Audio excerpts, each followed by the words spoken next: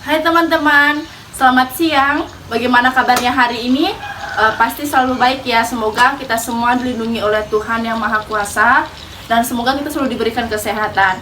Dan kakak ingatkan lagi, jangan lupa menjaga jarak, menggunakan masker dan mencuci tangan. Apalagi sekarang pandemi semakin merajalela.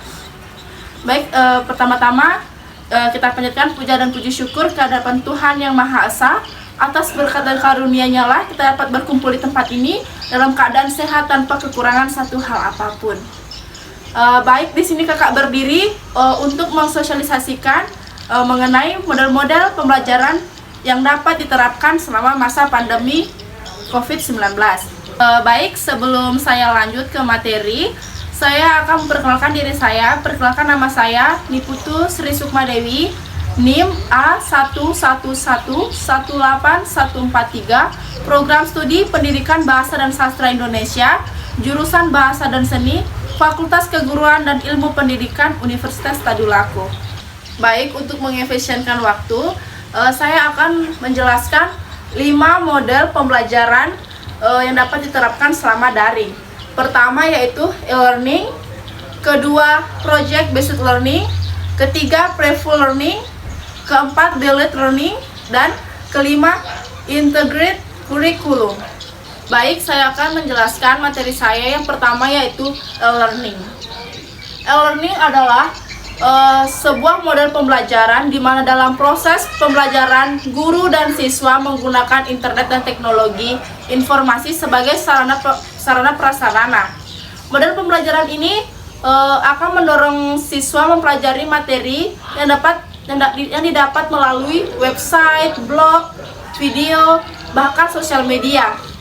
Keunggulan dari e-learning ini yaitu sebagai bahan ajar yang dapat memungkinkan guru dan siswa mengintegrasikan konten dalam bentuk gambar, video, file, bahkan games segala macamnya dapat dimasukkan dalam e-learning.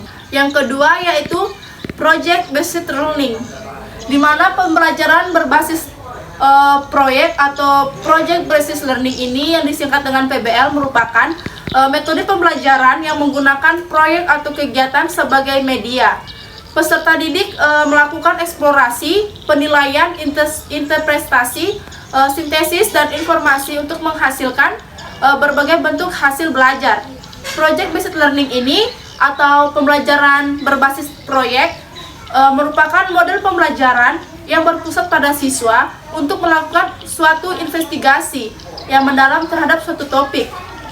Siswa secara konstruktif melakukan pendalaman pembelajaran dengan pendekatan berbasis riset terhadap permasalahan dan pertanyaan yang berbobot, nyata, dan relevan. Adapun karakteristik dari project based learning ini yaitu pertama ada centrally, ada driving conviction, ada constructive investigation, ada autonomy, dan realisme. Lanjut ke tujuan project based learning, yaitu pertama, meningkatkan kemampuan peserta didik dalam memecahkan masalah proyek.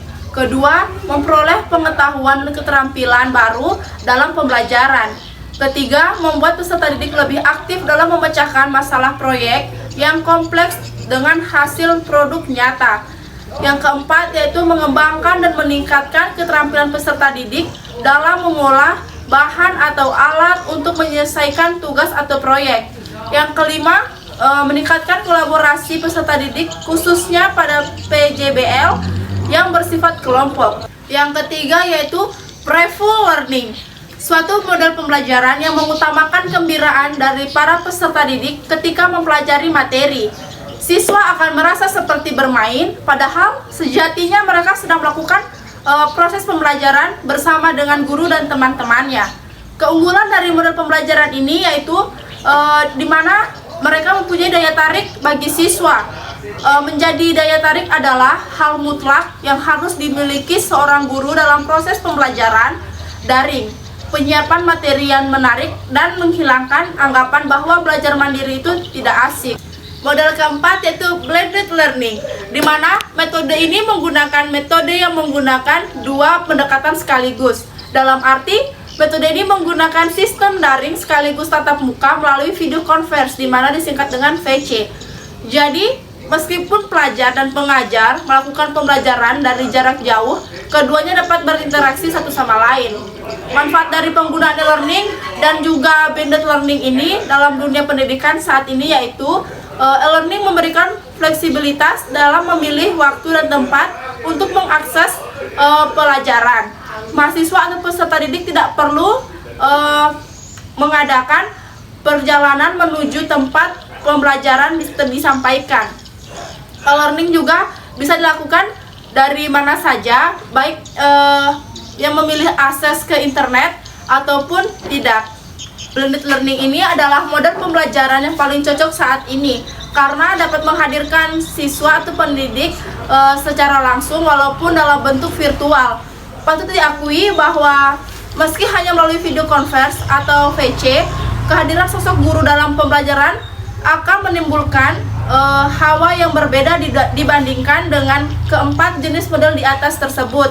Jadi model ini sangat recommended banget ya.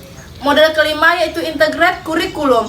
Dalam integrate kurikulum ini, pelajar dipusatkan pada suatu permasalahan atau topik tertentu. Misalnya suatu masalah di mana semua mata pelajaran dirancang dengan mengacu pada topik tertentu. Apa yang disajikan di sekolah disesuaikan dengan kehidupan anak di luar sekolah. Pelajaran di luar sekolah membantu siswa dalam menghadapi berbagai persoalan di luar sekolah. Biasanya bentuk kurikulum ini mengacu semacam dilaksanakan melalui pembelajaran unit, di mana suatu unit mempunyai tujuan yang mengandung makna bagi siswa yang dituangkan dalam bentuk masalah.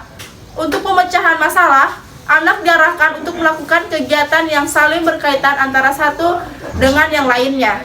Integrate kurikulum memiliki kelebihan dan manfaat antara lain. Pertama, segala permasalahan yang dibicarakan dalam unit sangat berkaitan erat. Kedua, sangat sesuai dengan perkembangan modern tentang belajar mengajar.